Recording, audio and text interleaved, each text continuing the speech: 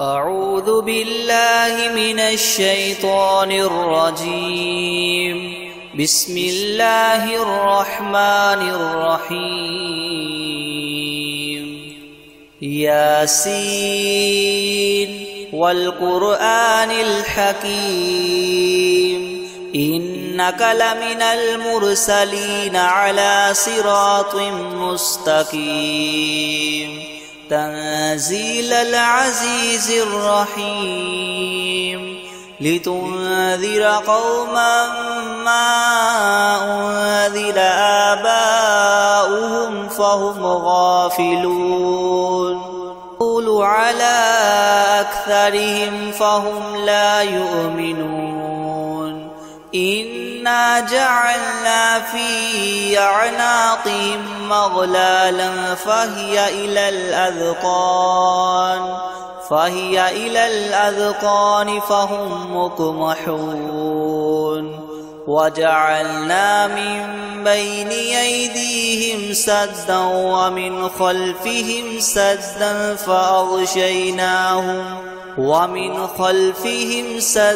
فأغشيناهم فهم لا يبصرون وسواء عليهم أنذرتهم أم لم تنذرهم لا يؤمنون إنما تنذر من اتبع الذكر وخشي الرحمن بالغيب فبشره بمغفرة وأجر كريم إنا نحن نحيي الموتى ونكتب ما قدموا وآثارهم وكل شيء أحصيناه في إمام مبين واضرب لهم مثلا أصحاب القرية إذ جاءها المرسلون إذ أرسلنا إليهم 2 فكذبوهما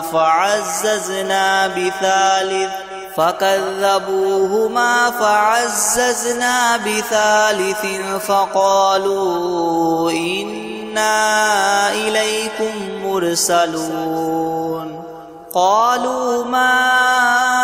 أنتم إلا بشر مثلنا وما أنزل الرحمن من شيء إن أنتم إلا تكذبون قالوا ربنا يعلم إنا إليكم لمرسلون وما علينا إلا البلاغ المبين قالوا إنا تطيرنا بكم لئن لم تنتهوا لنرجمنكم وليمسنكم منا عذاب أليم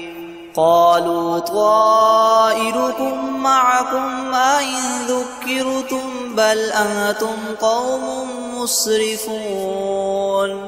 وجاء من أقصى المدينة رجل يسعى قال يا قوم اتبعوا المرسلين اتبعوا من لا يسألكم أجرا وهم مهتدون وما لي لا أعبد الذي فطرني وإليه ترجعون أأتخذ من دونه آلهة إن يردني الرحمن بضر لا تغن عني شفاعتهم شيئا ولا ينقذون إني إذا لفي ضلال مبين إني آمنت بربكم فاسمعون قيل ادخل الجنة قال يا ليت قومي يعلمون بما غفر لي ربي وجعلني من المكرمين وما أنزلنا على قومه من بعده من جند من السماء وما كنا منزلين إن كانت إلا صيحة واحدة فإذا هم خامدون يا حسرة على العباد ما يأتيهم من رسول إلا كانوا به يستهزئون ألم يروا كم أهلكنا قبلهم من القرون أنهم إليهم لا يرجعون وإن كل لما جميع لدينا محضرون وآية لهم الأرض الميتة أحييناها وأخرجنا منها حبا فمنه يأكلون وجعلنا فيها جنات من نخيل وأعناب وفجرنا فيها من العيون ليأكلوا من ثمره وما عملته أيديهم أفلا يشكرون سبحان الذي خلق الأزواج كلها مما تنبت الأرض ومن أنفسهم ومما لا يعلمون وآية لهم الليل نسلخ منه النهار فإذا هم مظلمون والشمس تجري لمستقر لها ذلك تقدير العزيز العليم والقمر قدرناه منازل حتى عاد كالعرجون القديم لا الشمس ينبغي لها أن تدرك القمر ولا الليل سابق النهار وكل في فلك يسبحون وآية لهم أنا حملنا ذريتهم في الفلك المشحون وخلقنا لهم من مثله ما يركبون وإن نشأ نغرقهم فلا صريخ لهم ولا هم ينقذون إلا رحمة منا ومتاعا إلى حين وإذا قيل لهم اتقوا ما بين أيديكم وما خلفكم لعلكم ترحمون وما تأتيهم من آية من آيات ربهم إلا كانوا عنها معرضين وإذا قيل لهم انفقوا مما رزقكم الله قال الذين كفروا للذين آمنوا أنطعم من لو يشاء الله أطعمه إن أنتم إلا في ضلال مبين ويقولون متى هذا الوعد إن كنتم صادقين ما ينظرون إلا صيحة واحدة تأخذهم وهم يخصمون فلا يستطيعون توصية ولا إلى أهلهم يرجعون ونفخ في الصور فإذا هم من الأجداث إلى ربهم ينسلون قالوا يا ويلنا من بعثنا من مرقدنا هذا ما وعد الرحمن وصدق المرسلون إن كانت إلا صيحة واحدة فإذا هم جميع لدينا محضرون فاليوم لا تظلم نفس شيئا ولا تجزون إلا ما كنتم تعملون إن أصحاب الجنة اليوم في شغل فاكهون هم وأزواجهم في ظلال على الأرائك متكئون لهم فيها فاكهة ولهم ما يدعون سلام قولا من رب رحيم وامتازوا اليوم أيها المجرمون ألم أعهد إليكم يا بني آدم ألا تعبدوا الشيطان إنه لكم عدو مبين وأن اعبدوني هذا صراط مستقيم ولقد أضل منكم جبلا كثيرا أفلم تكونوا تعقلون هذه جهنم التي كنتم توعدون اصلوها اليوم بما كنتم تكفرون اليوم نختم على أفواههم وتكلمنا أيديهم وتشهد أرجلهم بما كانوا يكسبون ولو نشاء لطمسنا على أعينهم فاستبقوا الصراط فأنى يبصرون ولو نشاء لمسخناهم على مكانتهم فما استطاعوا مضيا ولا يرجعون ومن نعمره ننكسه في الخلق أفلا يعقلون وما علمناه الشعر وما ينبغي له إن هو إلا ذكر وقرآن مبين لينذر من كان حيا ويحق القول على الكافرين أولم يروا أنا خلقنا لهم مما عملت أيدينا أنعاما فهم لها مالكون وذللناها لهم فمنها ركوبهم ومنها يأكلون ولهم فيها منافع ومشارب أفلا يشكرون واتخذوا من دون الله آلهة لعلهم ينصرون لا يستطيعون نصرهم وهم لهم جند محضرون فلا يحزنك قولهم إنا نعلم ما يسرون وما يعلنون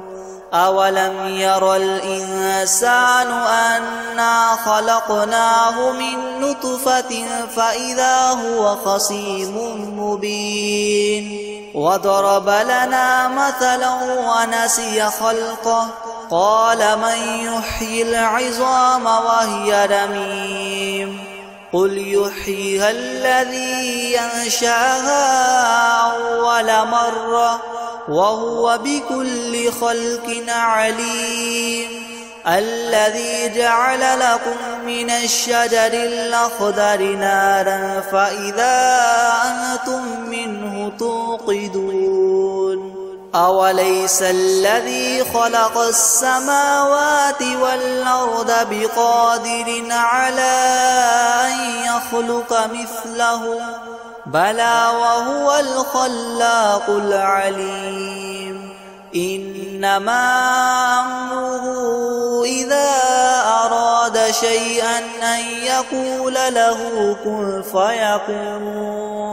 فسبحان الذي بيده ملكوت كل شيء وإليه ترجعون بسم الله الرحمن الرحيم الرحمن علم القرآن خلق الإنسان علمه البيان الشمس والقمر بحسبان والنجم والشجر يسجدان والسماء رفعها ووضع الميزان ألا تطغوا في الميزان وأقيموا الوزن بالقسط ولا تخسروا الميزان والأرض وضعها للأنام فيها فاكهة والنخل ذات الأكمام والحب ذو العصف والريحان فبأي آلاء ربكما تكذبان خلق الإنسان من صلصال كالفخار وخلق الجان من مارج من نار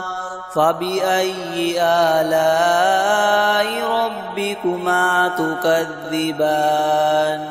رب المشرقين ورب المغربين فبأي آلاء ربكما تكذبان مرج البحرين يلتقيان بينهما برزخ لا يبغيان فبأي آلاء ربكما تكذبان يخرج منهما اللؤلؤ والمرجان فبأي آلاء ربكما تكذبان وله الجوار المنشآت في البحر كالأعلام فبأي آلاء ربكما تكذبان يبقى وجه ربك ذو الجلال والإكرام يسأله من في السماوات والأرض كل يوم هو في شأن فبأي آلاء ربكما تكذبان سنفرغ لكم أيها الثقلان فبأي آلاء ربكما تكذبان يا معشر الجن والإنس إن استطعتم أن تنفذوا من أقطار السماوات والأرض فانفذوا لا تنفذون إلا بسلطان فبأي آلاء ربكما تكذبان يرسل عليكما شواظ من نار ونحاس فلا تنتصران فبأي آلاء ربكما تكذبان فإذا انشقت السماء فكانت وردة كالدهان فبأي آلاء ربكما تكذبان فيومئذ لا يسأل عن ذنبه إنس ولا جان فبأي آلاء ربكما تكذبان يعرف المجرمون بسيماهم فيؤخذ بالنواصي والأقدام فبأي آلاء ربكما تكذبان هذه جهنم التي يكذب بها المجرمون يطوفون بينها وبين حميم آن فبأي آلاء ربكما تكذبان ولمن خاف مقام ربه جنتان فبأي آلاء ربكما تكذبان ذواتا أفنان فبأي آلاء ربكما تكذبان فيهما عينان تجريان فبأي آلاء ربكما تكذبان فيهما من كل فاكهة زوجان فبأي آلاء ربكما تكذبان متكئين على فرش بطائنها من استبرق وجنى الجنتين دان فبأي آلاء ربكما تكذبان فيهن قاصرات الطرف لم يطمثهن إنس قبلهم ولا جان فبأي آلاء ربكما تكذبان كأنهن الياقوت والمرجان فبأي آلاء ربكما تكذبان هل جزاء الإحسان إلا الإحسان فبأي آلاء ربكما تكذبان ومن دونهما جنتان فبأي آلاء ربكما تكذبان مدهامتان فبأي آلاء ربكما تكذبان فيهما عينان نضاختان فبأي آلاء ربكما تكذبان فيهما فاكهة ونخل ورمان فبأي آلاء ربكما تكذبان فيهن خيرات حسان فبأي آلاء ربكما تكذبان حور مقصورات في الخيام فبأي آلاء ربكما تكذبان لم يطمثهن إنس قبلهم ولا جان فبأي آلاء ربكما تكذبان متكئين على رفرف خضر وعبقري حسان فبأي آلاء ربكما تكذبان تبارك اسم ربك ذي الجلال والإكرام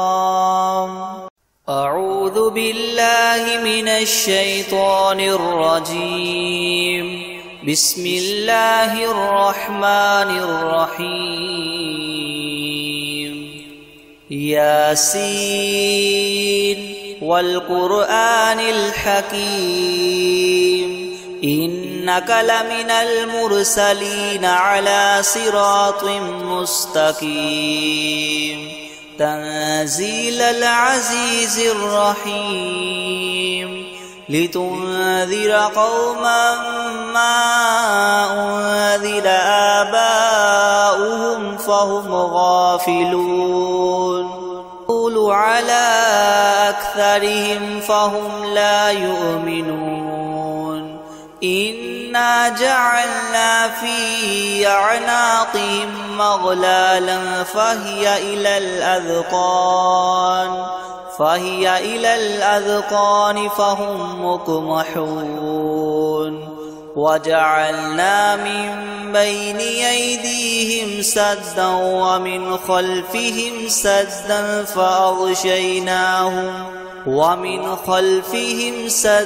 فأغشيناهم فهم لا يبصرون وسواء عليهم أنذرتهم أم لم تنذرهم لا يؤمنون إنما تنذر من اتبع الذكر وخشي الرحمن بالغيب فبشره بمغفرة وأجر كريم إنا نحن نحيي الموتى ونكتب ما قدموا وآثارهم وكل شيء أحصيناه في إمام مبين واضرب لهم مثلا أصحاب القرية إذ جاءها المرسلون إذ أرسلنا إليهم 2 فكذبوهما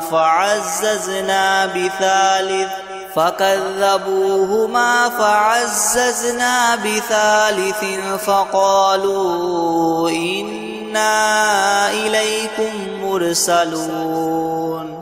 قالوا ما أنتم إلا بشر مثلنا وما أنزل الرحمن من شيء إن أنتم إلا تكذبون قالوا ربنا يعلم إنا إليكم لمرسلون وما علينا إلا البلاغ المبين قالوا إنا تطيرنا بكم لئن لم تنتهوا لنرجمنكم وليمسنكم منا عذاب أليم قالوا طائركم معكم أئن ذكرتم بل أنتم قوم مسرفون وجاء من أقصى المدينة رجل يسعى قال يا قوم اتبعوا المرسلين اتبعوا من لا يسألكم أجرا وهم مهتدون وما لي لا أعبد الذي فطرني وإليه ترجعون أأتخذ من دونه آلهة إن يردني الرحمن بدر لا تغن عني شفاعتهم شيئا ولا ينقذون إني إذا لفي ضلال مبين إني آمنت بربكم فاسمعون قيل ادخل الجنة قال يا ليت قومي يعلمون بما غفر لي ربي وجعلني من المكرمين وما أنزلنا على قومه من بعده من جند من السماء وما كنا منزلين إن كانت إلا صيحة واحدة فإذا هم خامدون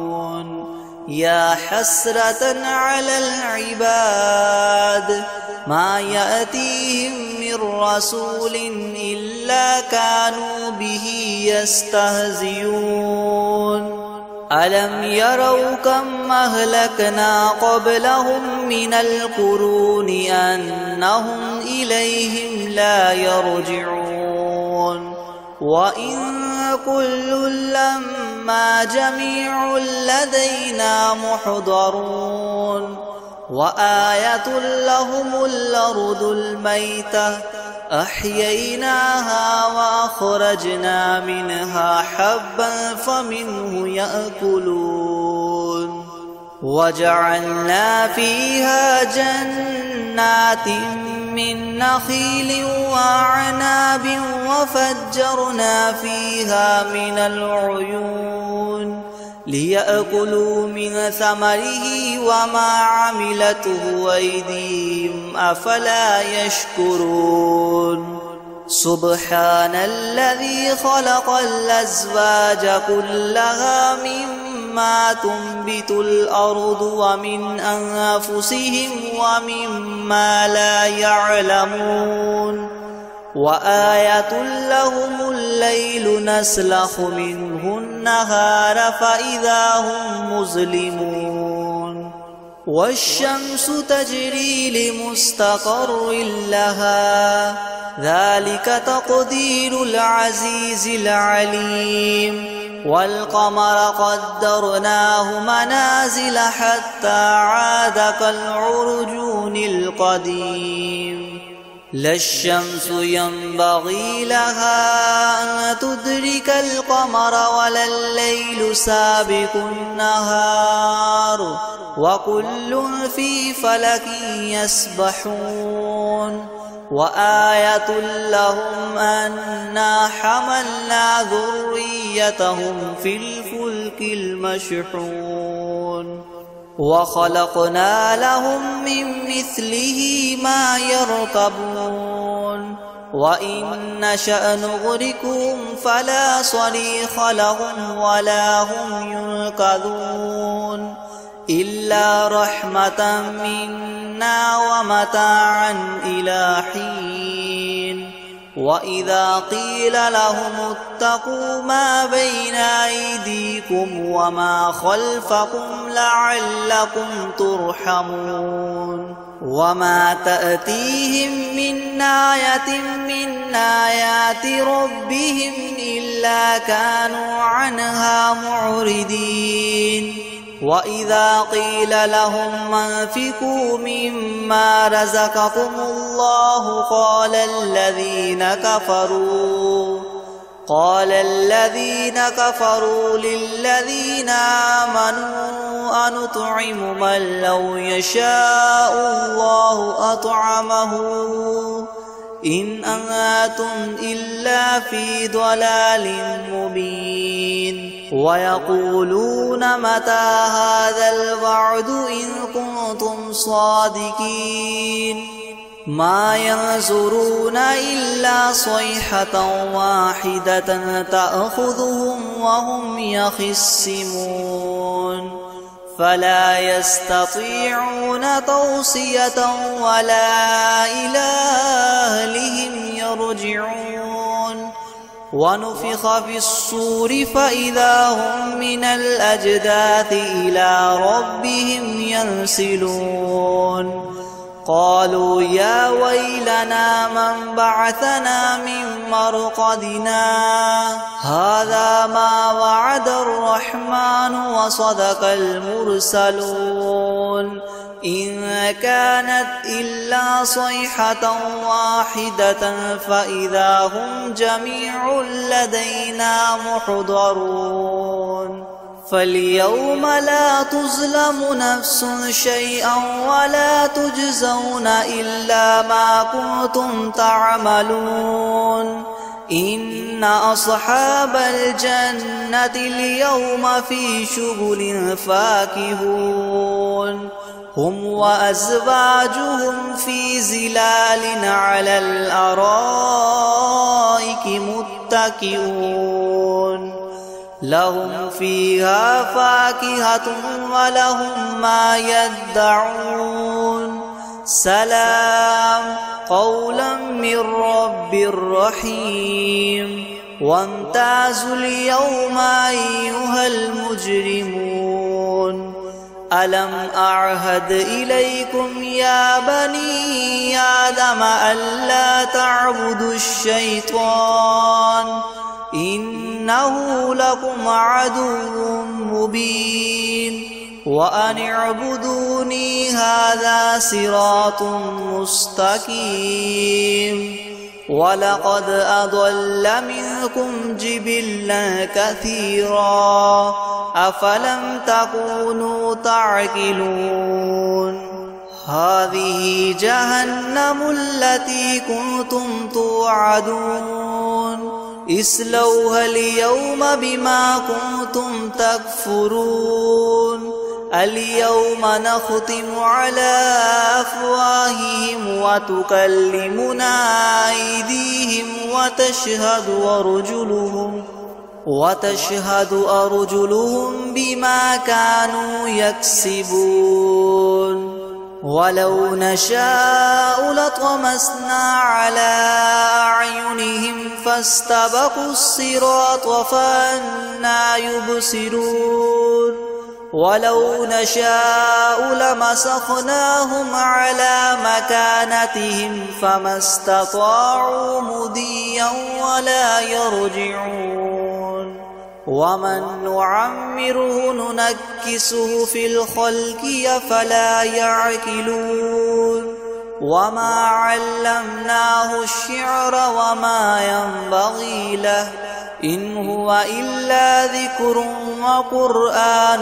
مبين لينذر من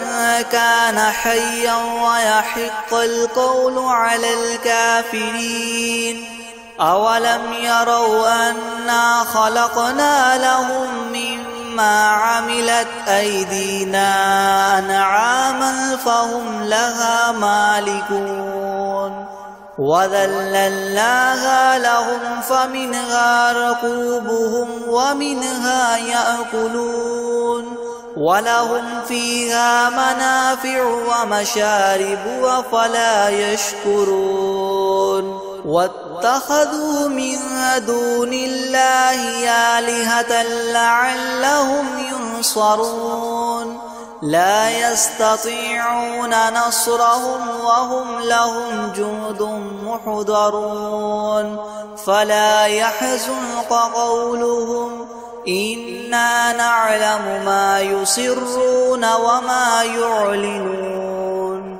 أولم ير الإنسان أنا خلقناه من نطفة فإذا هو خصيم مبين وضرب لنا مثلا ونسي خلقه قال من يحيي العظام وهي رميم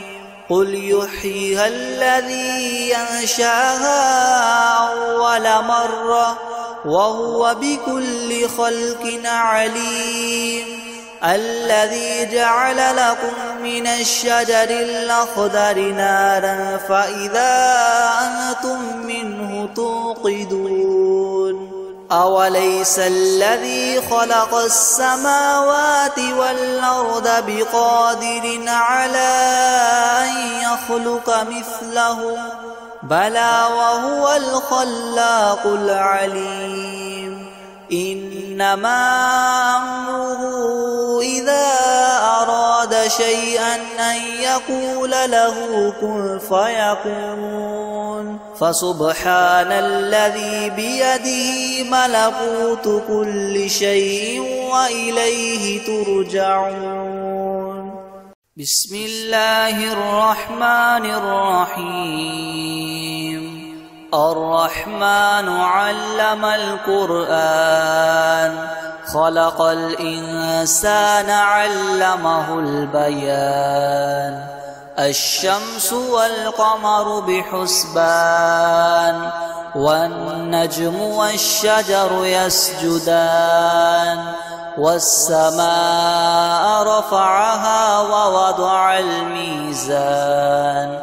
ألا تطغوا في الميزان وأقيموا الوزن بالقسط ولا تخسروا الميزان والأرض وضعها للأنام فيها فاكهة والنخل ذات الأكمام والحب ذو العصف والريحان فبأي آلاء ربكما تكذبان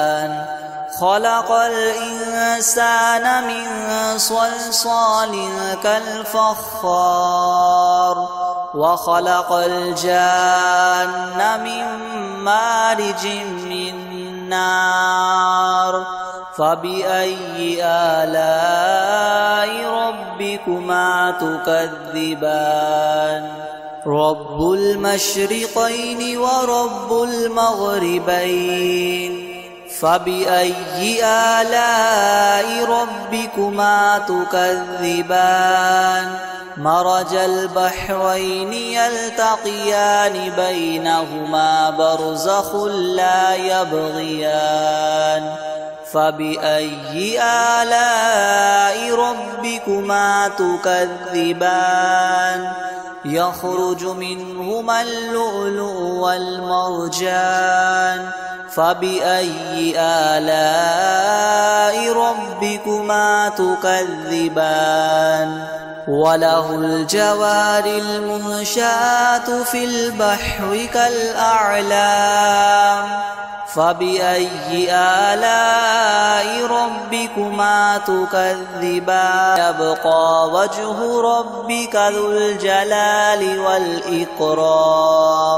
يسأله من في السماوات والأرض كل يوم هو في شأن فبأي آلاء ربكما تكذبان سنفرغ لكم أيها الثقلان فبأي آلاء ربكما تكذبان يا معشر الجن والإنس إن استطعتم أن تنفذوا من أقطار السماوات والأرض فانفذوا لا تنفذون إلا بسلطان فبأي آلاء ربكما تكذبان يرسل عليكما شواظ من نار ونحاس فلا تنتصران فبأي آلاء ربكما تكذبان فإذا انشقت السماء فكانت وردة كالدهان فبأي آلاء ربكما تكذبان فيومئذ لا يسأل عن ذنبه إنس ولا جان فبأي آلاء ربكما تكذبان يعرف المجرمون بسيماهم فيؤخذ بالنواصي والأقدام فبأي آلاء ربكما تكذبان هذه جهنم التي يكذب بها المجرمون يطوفون بينها وبين حميم آن فبأي آلاء ربكما تكذبان ولمن خاف مقام ربه جنتان فبأي آلاء ربكما تكذبان ذواتا أفنان فبأي آلاء ربكما تكذبان فيهما عينان تجريان فبأي آلاء ربكما تكذبان فيهما من كل فاكهة زوجان فبأي آلاء ربكما تكذبان متكئين على فرش بطائنها من استبرق وجنى الجنتين دان فبأي آلاء ربكما تكذبان فيهن قاصرات الطرف لم يطمثهن إنس قبلهم ولا جان فبأي آلاء ربكما تكذبان كأنهن الياقوت والمرجان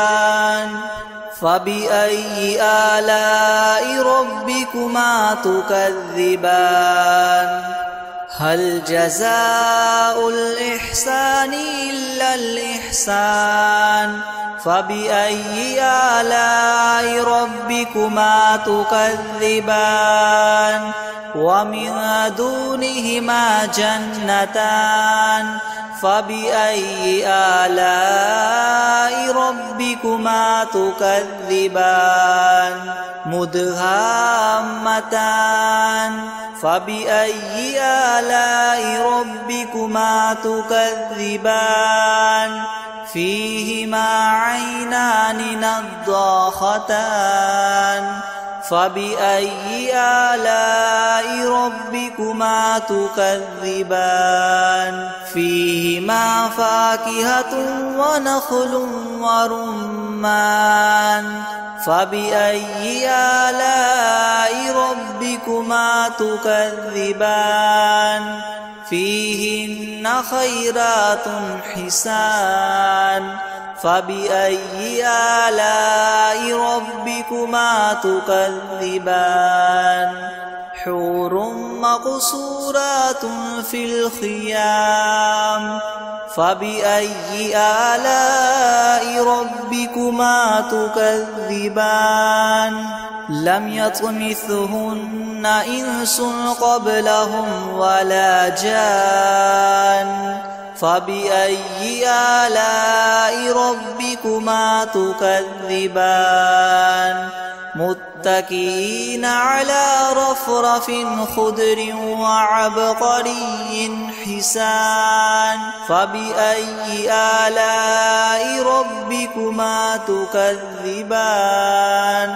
تبارك اسم ربك ذي الجلال والإكرام